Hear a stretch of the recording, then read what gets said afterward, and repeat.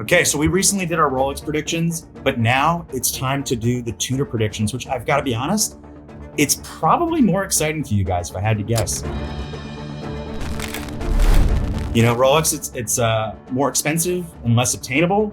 Tudor, very fair pricing, and quite frankly, for the most part, rather available watches. But Jamie, you're the one that did this predictions article, so we're going to run through this. I haven't gone through it again. I think I have some semblance of what you predicted, but let's just jump right into it. So first up, yeah, that makes sense. A new big block. So why don't you fill everybody in on like very quickly on the context and why you think that this is going to be a thing? Okay, so yes, I think this is in some ways the most outlandish prediction, but it also absolutely isn't. So I think that we're going to have a new Prince Chronograph, a new big block at Watches and Wonders 2025. We kind of know this watch already exists, and there's a pattern that Tudor likes to follow. So if you take a step back, in 2019, Tudor, for only watch, released the Black Bay Ceramic 1. It's a piece unique, a fully black ceramic watch. 2 years later, there's a production version of that watch in the Black Bay Ceramic. Now, 2 years ago, when Only Watch 2023 was announced and brands started presenting their piece uniques, Tudor had a Prince Chronograph, a fully gold Prince Chronograph, which was also set to debut a new manufacturer chronograph movement. Now, that watch never saw the light of day. We won't go into the reasons why, but the point is that watch existed, or at least Tudor's done the R&D for it. And that was in 2023, and it's 2025 now. So Tudor's not the company that's going to go to all the research and development to make a completely new watch and a new movement just for a piece unique. I think it's actually a pretty safe prediction that we're going to see a Prince Chronograph big block in stainless steel at Watches and Wonders this year. I reckon it will probably have a black dial with silver subdials, that reverse panda look, which was one of the original colorways that the Prince Chronograph came in. So look, I'm inclined to agree with your analysis here, right? I agree that if you develop a new caliber and you take the time to do that, then it's very likely you're going to have a watch. And because only watch and the precedent of like you have an only watch and then a production model, that'll make sense as well. But I think the question is it this year or another year? So I think the way that we can kind of end the discussion on the big block a little bit is it's coming. It's just whether it's this year or in you know, further down the line. But the one thing I want to point out about this and what I find quite curious is the only watch was 42 millimeters in diameter. So it's interesting for a brand like Tudor to have a 41 millimeter Black Bay chrono, but then instead of introducing a smaller, more Daytona-like chronograph, which the big block was, if I'm not mistaken, a 40 millimeter watch originally. So it's kind of interesting to see that if it were to return in the same way that the only watch was encased, that it's that larger size. And so guys, in the comments, if a big block came and it was 42 millimeters, would you be disappointed and prefer 40 millimeters? Or do you actually like that it's a little bit larger? Let us know in the comments below. But let's move on to the next one. Okay, so that's it for the big block, which looking at what we're about to look at, if the big block is certainly, it's not so much an if, it's a matter of when. This one is a bit, I don't know. I don't know how likely this is, but tell me about this. Tudor's Formula One watch gets a white ceramic look. So I think this definitely leans more into wishful thinking than a genuine prediction. At the same time, I do think it is on the cards. So one of the most exciting watches Tudor's released lately is the Black Bay Ceramic Blue, which is the team watch for Visa Cash App Red Bull Racing F1 team. So Tudor's back in Formula One, which is super exciting, and they've come up with this electric blue dial black ceramic watch for the drivers and VCARB team to wear. I think Tudor are going to double down and they're going to do more with this partnership. It makes sense. For those of you who are not in the F1 world, one of the big pieces of news is that Rolex is no longer involved in Formula One. They've ceded their title of official timing partner to Tag Heuer. So I think that they're going to double down on the Tudor side and really throw themselves into the VCARB partnership. I think there's going to be more iterations on the Black Bay Ceramic Blue. What I'd like to see is a white ceramic version of the watch, which would more align with the livery that the VCARB car has run for the last 2 seasons. That car gets called the White Red Bull. It looks awesome in white. And if we saw a white ceramic Black Bay with a blue dial, it would match the car, but it would also be one of the lairiest, sportiest watches that Tudor's ever made. So I want to see it. I think we are likely to see more V-carb watches. Whether we get a full white ceramic case, I don't know, but I think it would make sense to match with the livery of the V-carb car. Simon, now that we've launched, I have 2 questions for you. Only 2? Okay. Why would you need a winder for travel occasions? Why do you need a travel winder? Well, because if you're like everybody else that I know that loves watches, you always travel with more than one. Okay. So you got one on the wrist being wound and one that's in the rocket being wound. The second one's harder. Why do you have a manual wound Speedmaster in a watch winder? Well, that's a really difficult one. Well, first of all, it just looks good inside there. Looks good and everywhere. secondly, this is the rocket, and that little watch went all the way to the moon and back. So it kind of goes with the story, doesn't it? You got me on both. Thanks, Simon. Yeah, no, that all sounds about right. And I agree with you that it's not so much that more of these watches tied to Formula One are unlikely. It's just a question of would they debut a ceramic color that they've never done before.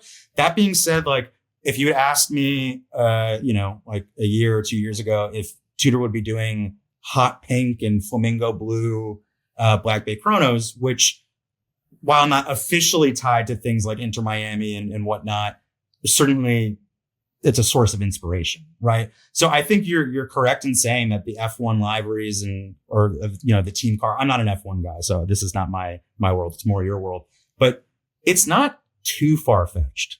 I think the only thing that's like the question mark is the white ceramic. But Tudor's the brand that does silver cases, bronze cases, all the things that Rolex seems to never be willing to do. So if it comes true, I will be asking you for the lotto numbers. But I will be glad that it did come true. And they've already iterated on this watch before. We saw the drivers wore like rainbow gradient dial versions of the watch, the Miami Grand Prix last year. So we know that there's more than just the one watch. Maybe we see a black ceramic case with a white dial, but the combination of white and blue, I think, would be a real winner. Okay, so next up, we've got a new bezel color for the Black Bay 58 GMT. Before you get into your thoughts on this prediction, on a scale of 1 to 10, what's the number you would say from not likely to likely that this happens? I'm going to put it at a 6 or a 7. I think whilst Tudor is more disruptive, innovative sometimes than Rolex, the Black Bay 58 GMT did only come out last year. So Tudor might let it sit for a year before they do something different with it. That said, the fan reaction to this watch has been bonkers. So if I was at Tudor, if I was in the hot seat, I would build on the momentum and do a new bezel for the 58 GMT. What color that bezel is, I'm not sure. I'd love to see a blueberry return to the range, have a full blue bezel, hit that with the gilt, or because a Pepsi bezel already exists in just the normal Black Bay GMT. So I'd like to see them do something different. I think they're likely to do something different. But I think they're also just as likely to let it percolate for a year and wait till 2026 before they do a line extension. Yeah, I would say that there was definitely a few years between the Black Bay GMT and then the white dial Black Bay GMT. So I don't know, like back-to-back years. So that's why I would agree with you in that sort of 6 to 7 range. I think if anything, you're more likely to see color refreshes from things from 2023 than 2024. A blueberry would be cool. The sort of the nuance with the 58 is, of course, as it did follow suit, right? It had sort of that guilty feel with what we saw last year. If we go by the standard 58, you had sort of the gilt aesthetic, and then it transitioned to a blue dial, and then a bezel that was also blue, but with white. So if I were sort of designing it, I would say do something similar. It doesn't necessarily have to be blue, but do something that deviates away from the gilt and something that's more crisp and feels like it's not faux aged. And because there's precedent for that, I would say that when we do, if it's this year or next year, when we see an update to the 58 GMT line, that's probably the direction they're going to go. Watch brands do like to follow patterns in that way, especially Wilsdorf Group brands that do things quite cyclically and they're not so random, with the exception of like celebration dials and Falcon tie dials. Oh, definitely. But at the same time, I think part of the character of the 58 GMT is that it does have that gilt, that sort of vintage look. So I don't know if I see them doing away with it. I think logically you'd want that sort of product differentiation between 58 GMT, the normal Black Bay GMT, and then, of course, you've also got Black Bay Pro, and you've got the Pelagoses, but save that for another time. But yeah, I'm curious. I think this is just something that they'd sell like hotcakes. They'd make money hand over fist. But let's wait and see. That's the joy of the guessing game, right? Yeah, fair enough. Okay, so next up, you've got expanding the Black Bay 54 range. So yes, when you talked about Tudor more likely to bring colors and line extensions into watches that didn't come out last year, but rather 24 months ago, this is what we were hinting at. Of course, the Black Bay 54 came out in 2023, and that was another big hit. That's another watch that enthusiasts have absolutely latched onto. So is now the time for a line extension on that as well? Are we going to see some colors in the 54 range, which would only expand its appeal? Because it's kind of, I don't know if you agree with me, Zach, but in some ways the 54 it's almost the Oyster Perpetual of the Tudor range, in as much as you've kind of got this more approachable unisex size where you could experiment with colors in the same way that we see more interesting dial colors in the OP range. So I don't know. I think 54 could be poised to be that playful, approachable, colorful Black Bay that perhaps hasn't existed yet. I don't know if I look at it necessarily that way, even if we're going to arrive at the same sort of result. I think for me, the 54 is more an instance of it's the closest thing you can get to an original Submariner, right? Rolex or Tudor, it's that sort of 37 size. I think the original was 37 and a half. But in the case of Tudor's the brand that doesn't do crown guards. Rolex is. So Tudor's really the only brand capable of giving us the closest thing to what we saw in 1953. Now, I think really there's a fork in the road, right? For like next steps. They can either go the route of, say, 58 and start, because one thing that I liked about the inaugural 54 is that the bezel wasn't guilty. And again, it really looked like what a new in that era sort of Submariner watch would look like.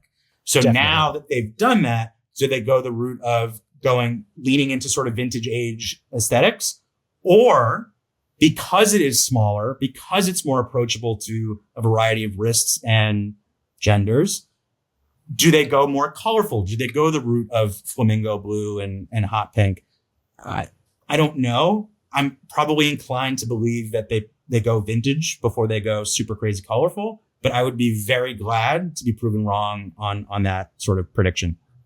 Well, I think there's really three. It's not just a fork. There's three different ways, because you could go the sort of really tool watch route, although we have seen Tudor sort of dip their toes in that with the monochrome, which came out last year. You could go, as you said, lean more into vintage, or they could try something different. I don't know. Again, some of this is wishful thinking. Some of this is making an informed guess, but I'm curious to see what we get in 2025. Yeah, in this particular range, I don't see, even though they've done it with the sort of standard Black Bay, I don't see like a ceramic 54 coming into the mix, at least not anytime soon. And it was quite some time before we saw like precious metal, whether silver or gold, for 58. So I think you're definitely getting another steel 54 in the sooner rather than later category. It's just a question of which color they go down. The other material, of course, is titanium, but I don't see them breaking titanium out of the Pelagos range anytime soon, because that range's big differentiation. All right, so moving on to the next one. I know this is very close to your heart. It's very close to your heart because it's on your wrist. The Tudor Black Bay Pro finally goes polar. So this is a watch I'm surprised Tudor didn't do from the start. Again, I'm a very proud Black Bay Pro owner.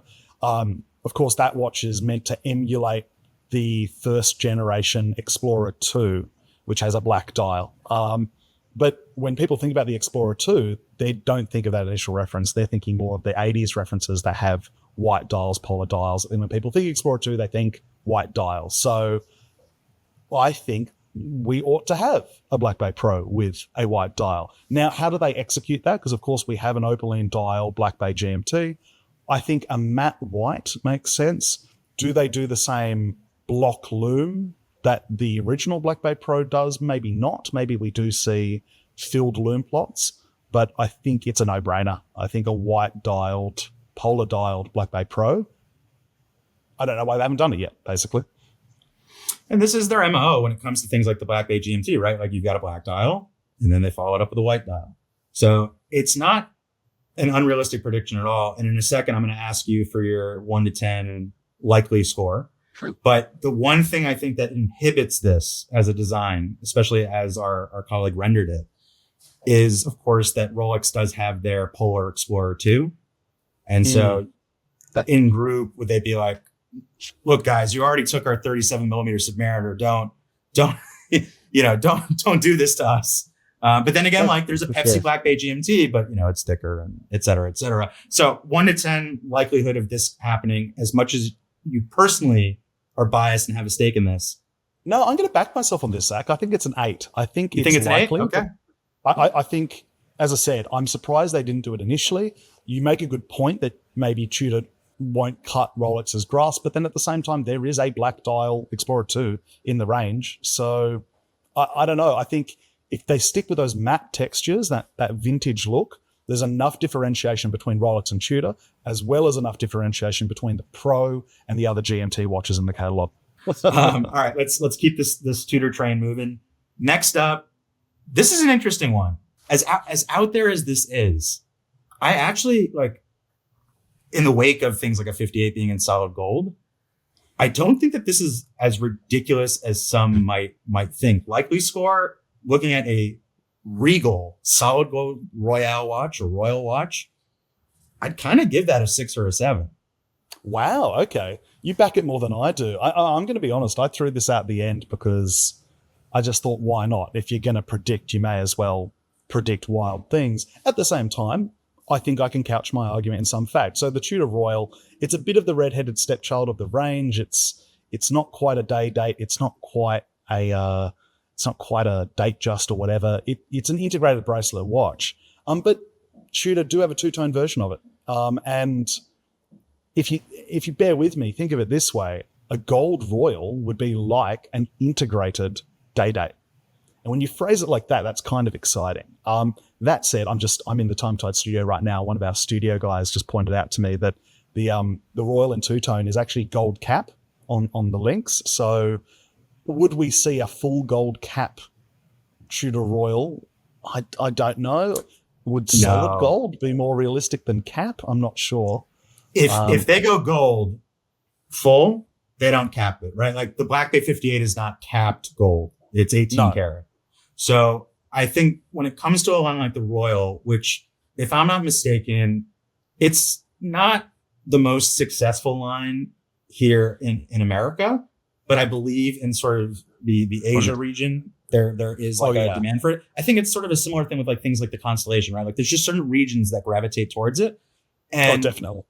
While I don't see it being a high production piece, I think to draw attention to a collection that's quite neglected, if you're able to offer something like a full gold Royal and it's priced in line, or maybe even less actually, than what the Black Bay 58 in full solid gold is, then that's a compelling offering. It's just even like a sort of rarity flex piece if it's sort of like limited production per year. If it's the kind of production that we see for things like a Black Bay Chrono Pink or a Flamingo Blue, I think in that instance, you could generate some hype, as much as I know everybody watching this hates the idea of a brand generating hype intentionally, but I could see it working. I mean, even if they did it something as some sort of retailer exclusive, like maybe it's something that you can only get at Harrods, because we know the Tudor Harrods partnership has been hypey and successful for the brand. I don't know. I think it is definitely a niche offering, but as you said, Zach, I mean, if you asked me 5 years ago whether we'd see a full gold Black Bay, I would have said you're dreaming, but it's happened. And certainly a Royal would be less gold. It's a smaller watch. It could work. But I don't know. I think my favorite thing about Tudor is that, of course, you've got this connection to Rolex. You've got heritage of its own, but then it's got a willingness to try different things. And the Royal is not really like any watch in Rolex's range. It's a very different watch. I'd like to see them do something different with it, but who knows? Yeah, I don't know. I think maybe my 6 or 7 is ambitious. Maybe it's more of a 3, 4, or 4, 5.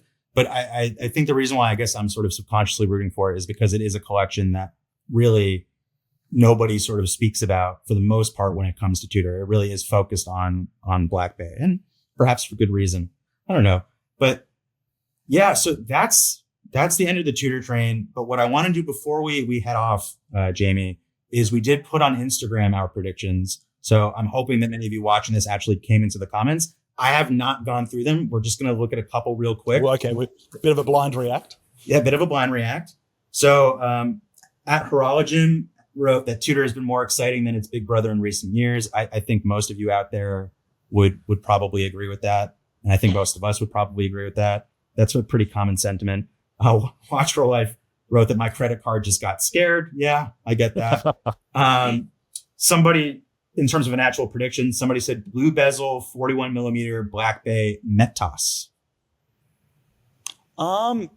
Sure. I think if we're talking Metas, I just think Tudor's going to do more and more of the range with that master chronometer certification. So I just see that as becoming a big cornerstone of the brand. Sure. Yeah. Blue Metas. I can see it. Yeah. I think that could be like one of the sort of like the quieter launches potentially this year. Because in a way, the sort of the Black Bay Black master chronometer is sort of, it got buried a little bit under the news of like new designs, but a lot of people were very fixated on those watches and very interested in them. Okay. Let's see. What else? Somebody said they just want a 36 millimeter Ranger. I wouldn't hold my breath. Interesting. Okay. I wouldn't hold my breath. What about you? Like, I have a soft spot for the Ranger. Like, for me, the Ranger is this, in the same way that like I really like the IWC Mark series. It's this sort of very pure version of a field watch. The Ranger kind of scratches that itch too, where it's kind of the platonic ideal of a field watch. It's one of my dad's favorite watches. He's been begging for one for ages, but I don't know. I think it hasn't been a massive seller. So yeah, I don't know, but I think one thing that would be worthwhile to end on here, and I honestly like shame on us because we didn't talk about this as the Tudor train was moving. Tomstagram 79, the Black Bay GMT or Black Bay 58 GMT with a Jubilee style 5-link bracelet. Okay, that's a good shout. And that's a good shout, Tom. I can definitely see that. Of course, we had Jubilees with T-Fit on the Black Bay Chronos. So, and on the Black Bay, just the standard, the Metas, like the black one. Yeah. I mean, look, I know Zach and I both have passionate thoughts about Jubilee versus Oyster. Let's not wade into that, but I think that's a good shout. And I'd be keen to see it. More options is good. So I would say,